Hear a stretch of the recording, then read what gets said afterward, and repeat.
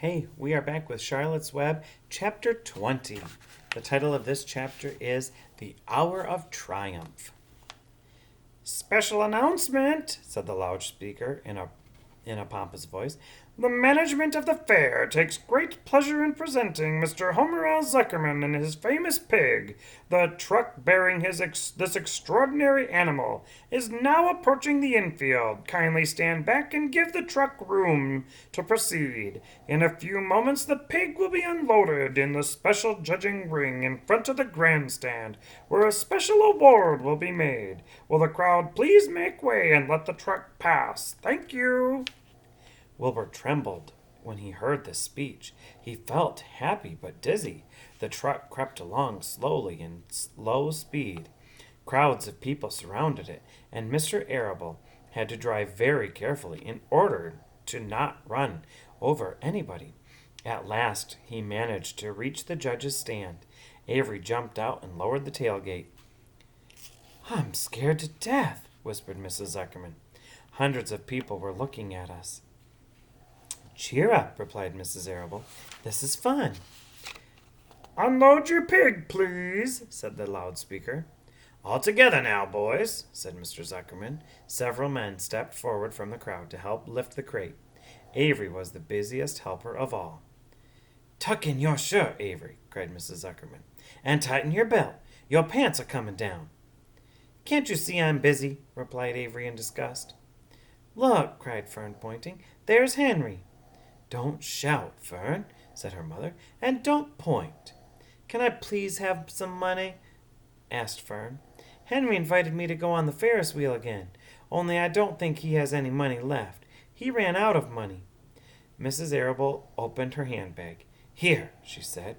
Here is 40 cents. Now, don't get lost. And get back at our regular meeting place by the pig pen very soon. Fern raced off, ducking and dodging through the crowd in search of Henry. The Zuckerman pig The Zuckerman pig is now being taken from his crate, boomed the voice on the loudspeaker. Stand by for an announcement. Templeton crouched under the straw at the bottom of the crate. What a lot of nonsense, muttered the rat. What a lot of fuss about nothing. Over in the pig pen, silent and alone, Charlotte rested. Her two front legs embraced the egg sack. Charlotte could hear everything that was said on the loudspeaker. The words gave her courage. This was her hour of triumph. As Wilbur came out of the crate, the crowd clapped and cheered. Mr. Zuckerman took off his cap and bowed. Lurvy pulled his big handkerchief from his pocket and wiped the sweat from the back of his neck. Avery knelt in the dirt by Wilbur's side, busily stroking him and showing him off. Mrs. Zuckerman and Mrs. Arable stood on the running board of the truck. Ladies and gentlemen, said the loudspeaker, we now present Mr. Homer L. Zuckerman's distinguished pig. The fame of this unique animal has spread to the far corners of the earth, attracting many valuable tourists to our great state. Many of you will recall that never-to-be-forgotten day last summer, when the writing appeared mysteriously on the spider's web in Mr. Zuckerman's barn, calling the attention of all and sundry to the fact that this pig was completely out of the ordinary. This miracle has never been fully explained, although learned men have visited the Zuckerman pig pen to study and observe the phenomenon. In the last analysis, we simply know that we are dealing with the supernatural forces here, and we shall all feel proud and grateful. In the words of the spider's web, ladies and gentlemen, this is some pig. Wilbur blushed. He stood perfectly still and tried to look his best. This magnificent animal, continued the loudspeaker, is truly terrific. Look at him, ladies and gentlemen. Note the smoothness and whiteness of the coat. Observe the spotless skin and healthy pink glow of the ears and snout. It's the buttermilk, whispered Mrs. Arable to Mrs. Zuckerman. Note the general radiance of this animal. Then remember the day when the word radiant appeared clearly on the web. Whence came the mysterious writing? Not from the spider, we can rest assured of that. Spiders are very clever at weaving their webs, but needless to say, spiders cannot write. Oh, they can't they? Murmured Charlotte to herself. Ladies and gentlemen, continued the loudspeaker, I must not take any more of your valuable time. On behalf of the governors of the fair, I have the honor of awarding a special prize of $25 to Mr. Zuckerman, together with a handsome bronze medal suitably engraved, in token of our appreciation of the part played by this pig, this radiant, this terrific, this humble pig, in attracting so many visitors to our great county fair. Wilbur had been feeling dizzier and dizzier through this long, complimentary speech. When he heard the crowd begin to cheer and clap again, he suddenly fainted away. His legs collapsed, his mind went blank, and he fell to the ground unconscious. What's wrong? Asked the loudspeaker. What's going on, Zuckerman? What's the trouble with your pig?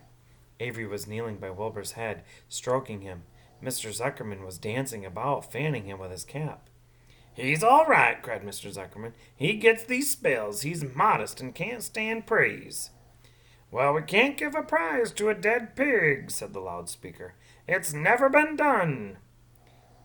He isn't dead, hollered Zuckerman. He's fainted. He gets embarrassed easily. Run for some water, Lurvy. Lurvy sprang from the judge's ring and disappeared. Templeton poked his head from the straw. He noticed that the end of Wilbur's tail was within reach. Templeton grinned. I'll tend to this, he chuckled. He took Wilbur's tail in his mouth and bit it, just as hard as he could bite. The pain revived Wilbur. In a flash, he was back on his feet. Ouch! He screamed. Hooray! Yelled the crowd. He's up! The pig's up! Good work, Zuckerman! That's some pig! Everyone was delighted. Mr. Zuckerman was the most pleased of all. He sighed with relief. No one had seen Templeton. The rat had done his work well. And now one of the judges climbed into the ring with the prize. He handed Mr. Zuckerman 2 $10 bills and a $5 bill. Then he tied the medal around Wilbur's neck. Then he shook hands with Mr. Zuckerman, while Wilbur blushed. Avery put his hand, and the judge shook hands with him too. The crowd cheered. A photographer took Wilbur's picture. A great feeling of happiness swept over Zuckerman's and the Arables. This was the greatest moment in Mr. Zuckerman's life. It is deeply satisfying to win a prize in front of a lot of people. As Wilbur was being shoved back into the crate, Lurvy came charging through the crowd carrying a pail of water. His eyes had a wild look. Without hesitating a second, he dashed the water at Wilbur. In this excitement, he missed his aim, and the water splashed all over Mr. Zuckerman and Avery. They got soaking wet. For goodness sake, bellowed Mr. Zuckerman, who was really drenched. What ails you, Lurvy? Can't you see the pig's all right? You asked for water, said Lurvy meekly.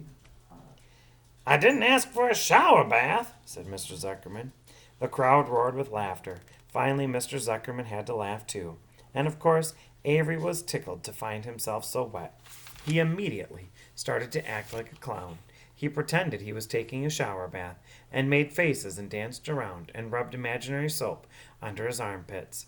Then he dried himself with an imaginary towel.